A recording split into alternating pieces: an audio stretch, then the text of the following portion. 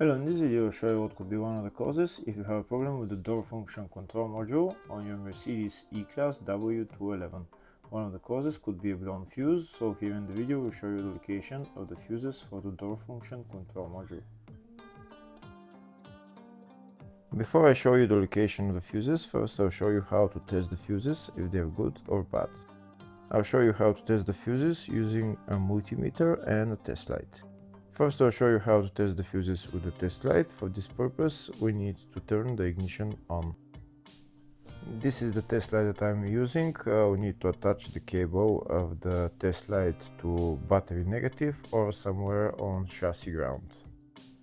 Then we're going to start testing the fuses with the test light. On the fuses there is two pins, you can see them right there before the 30 and after the 30 there is two pins where we touch them with the test light, and if both pins light up, that means the fuse is good. If only one pin lights up, that means the fuse is bad. Sometimes none of the pins light up, that means that there is no power going to that fuse. Next I'll show you how to test the fuses with a multimeter. This is what the fuse looks like. You can see that contact in the middle that is connecting to the two pins. This is the contact that shows if the fuse is good or bad. If the contact is burnt, that means the fuse is bad. If it's if it's connected, that means it's good. When we test the fuses, we should measure resistance with the multimeter. So when we turn the multimeter on, we should turn it to 20k ohms.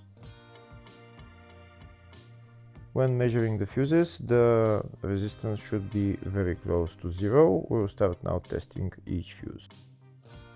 First, we'll touch both cables together of the multimeter just to see if it measures resistance. You can see there is no resistance in the cables, but it measures 0 ohms. Now we'll start measuring the first fuse, and we'll see what will show. It's showing 0 ohms, so that means this fuse is good. Next, to test the second fuse, it's showing 0 ohms, so that means that fuse is good. Now we'll test the third fuse. Third fuse is also showing 0 ohms, so that means that fuse is also good. Next, to test the fourth fuse, and it doesn't show 0 ohms, it says 0L, which means open circuit. That means that fuse should be bad.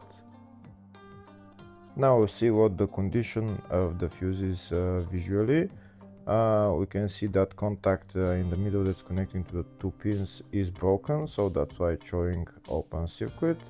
That means the fuse is bad, so it needs to be replaced.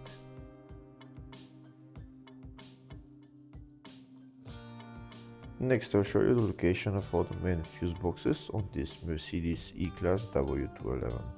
There is one fuse box in the engine bay area. Its location is right there. This is the fuse box in the engine bay area. You need to open this plastic cover, and then the fuse box is underneath.